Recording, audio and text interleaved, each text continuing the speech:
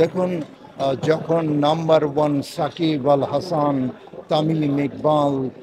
মুশফিকুর রহিম, মাহমুদুল্লাহ, মাশরাফি বিন মুর্তজা তারা যখন বাংলাদেশ টিমে নিয়মিত খেলতেন, তখন কিন্তু একজনও যদি উইকেটে থাকতেন শেষ পর্যন্ত, আমরা একটা আশা ভরসার স্থল পেতাম যে না, আম, একজন হয়তো অপরাজিত, দলটাকে জিতিয়ে নিয়ে সে ফিরে আসবে। বাট এখন যারা বাংলাদেশ টিমে খেলে, আহ, ভবিষ্যতে হয়তো বা তারা ভালো করবে, ভবিষ্যতের জন্য আমাদের অপেক্ষা করতে হবে। বাট এখন কিন্তু ওই তামিম, সাকিব, মুশফিক, মাহমুদুল্লাহ,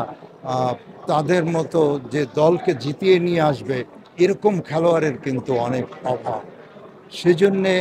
খুব বেশি আশা করব না, তবে প্রত্যাশা করব এটি যে এশিয়া কাপে বাংলাদেশ, আপনি জানেন যে একাধিকবার